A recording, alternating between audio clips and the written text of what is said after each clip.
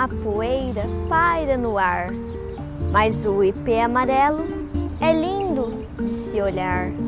Não há folha nos seus galhos, apenas ouro e mais ouro.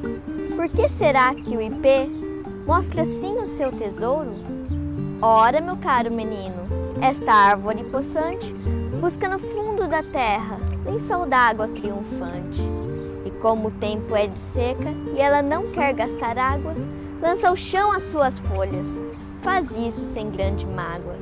Você sabe que as folhas deixam sair umidade que se converte em nuvens. Eis a grande verdade. Se a água é pouca na terra, o ipê com seu saber evita a transpiração. Por isso pode viver. E quando as chuvas vierem, o ipê volta a vestir folhas verdes e viçosas que ficam alto a sorrir.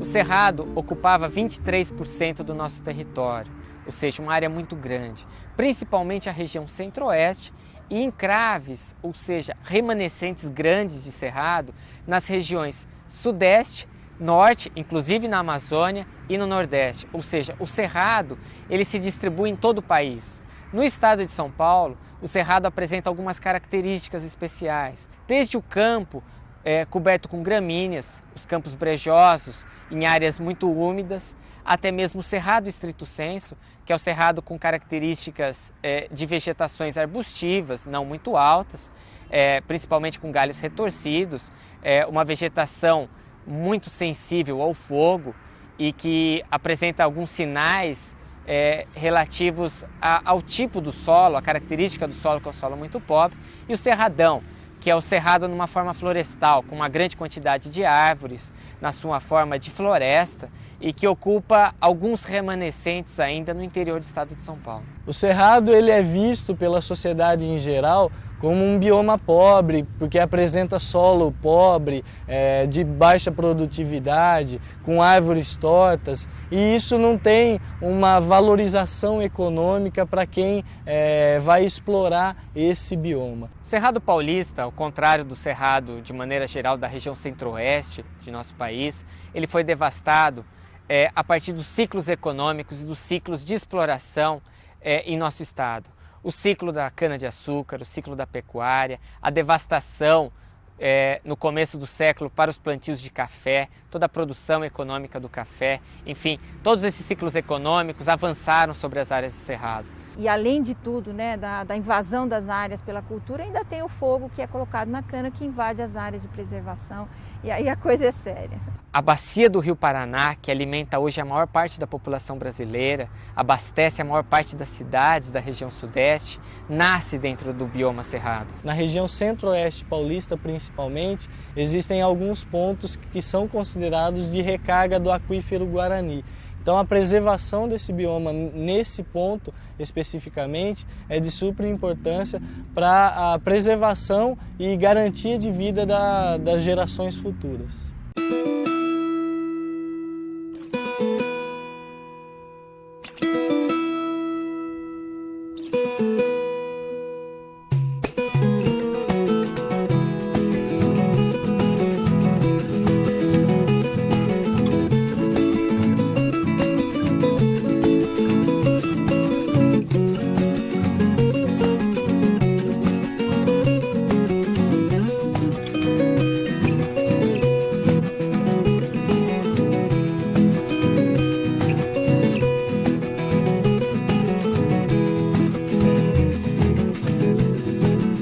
Temos no Cerrado hoje mais de 195 espécies de mamíferos, mais de 10 mil espécies de plantas, sendo que 6 mil dessas espécies são árvores que só existem no Cerrado. Degradando o ambiente, qualquer ambiente seja Mata Atlântica, Floresta Amazônica, Cerrado, Caatinga, vai afetar diretamente os animais. E cada animal tem o seu papel na natureza. Existem predadores que fazem o controle de determinadas espécies que podem se tornar pragas e existem presas, né, que são controladas por esses predadores. E conhecendo cada uma das espécies, né, e de animais também, e aí eu me tornei realmente uma apaixonada, porque é uma vegetação que é diferente, né, que ela é contrastante, ela vive de conflitos dentro dela mesma, então ela é seca, mas ela tem uma diversidade enorme, né? Ao mesmo tempo que ela é seca, ela é diversa, ela tem uma riqueza de espécies em termos de flores, plantas medicinais, árvores, né? Toda a textura da casca, é o mundo inteiro.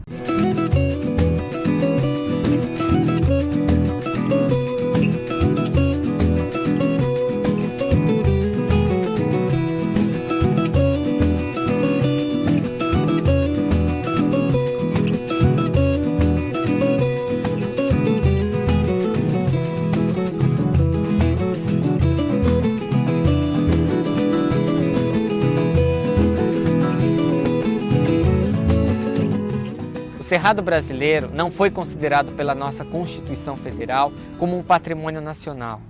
Os constituintes na época pensavam que o Cerrado deveria ser resguardado como apenas uma fronteira agrícola, ou seja, um grande produtor de grãos para o Brasil e para manter a balança comercial do Brasil favorável. Nós tivemos nos últimos 10 anos mais de 80 mil hectares de cerrado sendo devastados em nosso estado.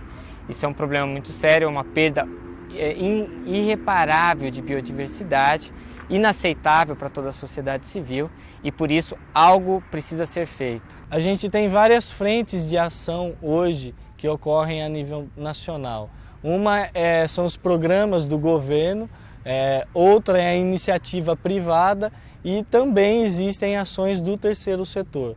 A gente entende que com a pressão, não somente a pressão do terceiro setor, mas as ações que a própria sociedade desenvolve, associado ao governo e às empresas, podem unir forças para tentar recuperar um bioma que foi praticamente degradado. Ninguém melhor do que a sociedade civil que vive aquilo dia a dia na pele para poder chegar para o governo e falar, olha, está acontecendo isso, está precisando tomar algumas ações mais concretas nesse sentido e ajudar a fiscalizar e a denunciar. Ela pode, de repente, monitorar o que está acontecendo em relação à qualidade de água, ar, solo, ou mesmo do que está acontecendo em relação às políticas públicas, como, por exemplo, a educação ambiental, os decretos que são feitos. Esse é um canal que deve ser sempre aberto e deve crescer, porque só dessa forma a gente pode pensar num mundo melhor. É a sociedade civil que busca trazer, né, para a discussão da sociedade num todo no país a importância do cerrado, que até então, né, por diversos fatores, entre eles políticos e econômicos, o cerrado foi sempre tido como uma coisa ruim, feia, que ninguém gosta. Nós precisamos que a sociedade civil se engaje, que o governo tenha uma política pública clara para o cerrado e que a sociedade como um todo reconheça no cerrado o seu grande valor. Valorizar o bioma por essas riquezas, pela sua biodiversidade, tanto de fauna e de flora, como das pessoas que também estão dentro desse ecossistema. A destruição do cerrado, com certeza, vai comprometer ciclos ecológicos, vai comprometer ciclos econômicos de comunidades que dependem do cerrado para a sua sobrevivência.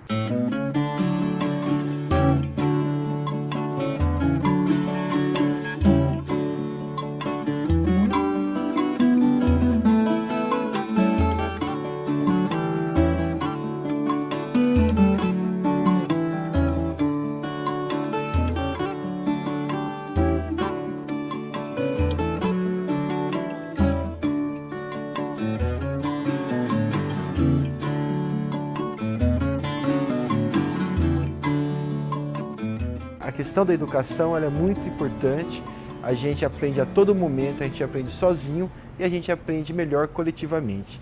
E dentro desse aprendizado coletivo, talvez um dos temas mais importantes que tenham surgido seja esse aprendizado sobre a educação ambiental, que é uma educação, é um processo de educação que é uma ideia de educação, uma prática de educação que vem surgindo, que vem se constituindo e a todo momento ela está sendo construída. As crianças e os jovens que exercem essa função de tentar convencer os mais antigos, os mais velhos, a ter hábitos conscientes em relação ao meio ambiente e principalmente em relação ao bioma cerrado.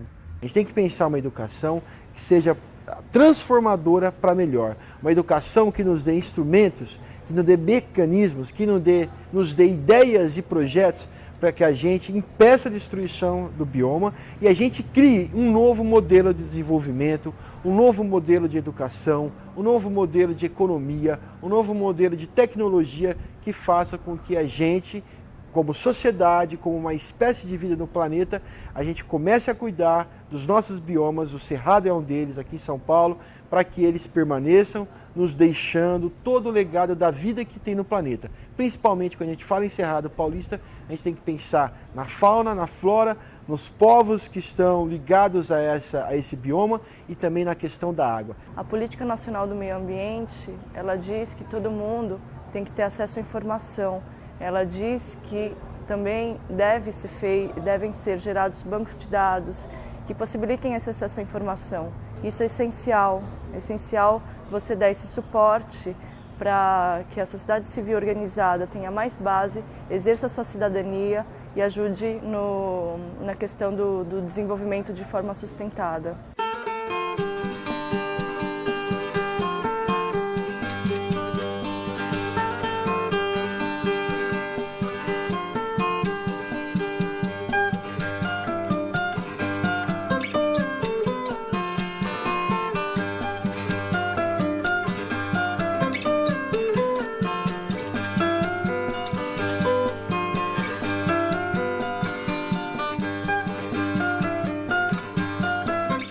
Mas o que a gente tem de perspectiva é de caminhar nessa linha de políticas públicas para que, de fato, o Cerrado seja visto como, de fato, ele é.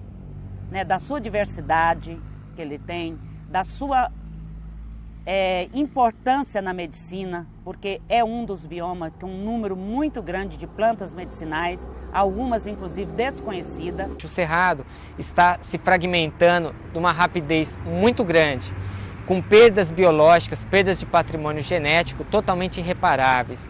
Vai ser muito difícil a gente reparar todo esse patrimônio. Então, cada um desses fragmentos tem uma importância biológica e genética muito grande para a preservação do bioma como um todo e para a proteção de espécies ameaçadas de extinção, sejam da fauna ou da nossa flora. Então, a estratégia de criação e de manejo de unidades de conservação é talvez uma das mais importantes hoje para proteger o nosso Cerrado. Dentro do Cerrado é onde nascem as 3 maiores bacias, né, mais importantes, a do Prata, São Francisco e a Amazônia, né, que é inclusive por isso o Cerrado é chamado berço das águas. E como a água é uma questão que está na discussão e também fator fundamental da vida, ou principal, porque sem ela não tem a vida, acho que nesse sentido a gente tem uma perspectiva que a gente possa conquistar algum segmento nas políticas públicas para o Cerrado. Os municípios devem ter um plano diretor para orientar o seu crescimento, o seu desenvolvimento. Além disso, existem outros instrumentos, como a Agenda 21 e o orçamento participativo, para que a população possa interferir nas políticas públicas e lutar para que as áreas hoje ocupadas com cerrado e com pressão para o crescimento da cidade sejam conservadas. Ações estratégicas precisam ser tomadas pelo poder público, seja ele municipal, estadual ou federal. No âmbito do município, unidades de conservação podem ser criadas, áreas verdes, espaços de lazer podem ser criados em áreas de cerrado, ou seja, nós podemos compatibilizar a utilização sustentável do cerrado com a sua conservação. Devemos trabalhar com o governo, com o estado, com o município, no sentido de ter algumas vantagens para o produtor. Quer dizer, ou é agregação de valor através de uma agricultura ecológica, ou orgânica, ou incentivos fiscais. Todas essas agriculturas, esses tipos, né, de agricultura que preservam a natureza, elas já tem uma facilidade de trabalho com o produtor no sentido de que não é só preservação ambiental, mas é produção e preservação. Então a gente trabalha muito com essa questão de preservar produzindo, né? E não tirando o homem do campo, mas fazendo com que ele fique. O cerrado ele tem uma capacidade de regeneração muito grande. Se nas áreas que estão degradadas, são devastadas, se nas proximidades dessas áreas ainda existirem fragmentos, o cerrado ele tem uma capacidade muito grande de se regenerar. Isso nós estamos assistindo em algumas regiões do estado de São Paulo, onde os municípios têm criado políticas públicas, enfim, de conservação do cerrado.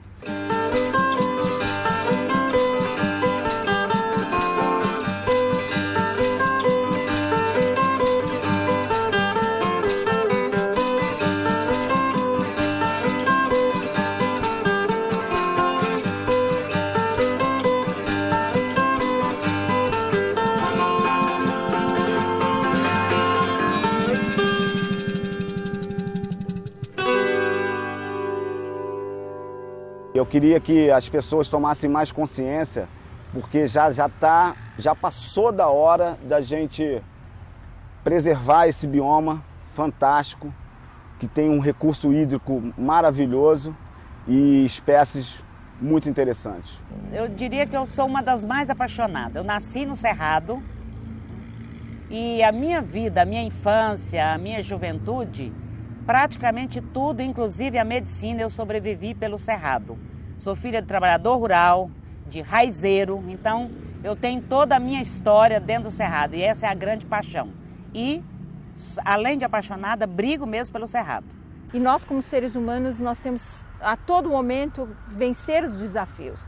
E o Cerrado nos mostra, talvez, como vencer esses desafios. Né? Vivendo num ambiente hostil, num solo pobre, e ele está lá mais maravilhoso do que nunca. Né? Para mim, é o bioma mais bonito deste país, é o Cerrado.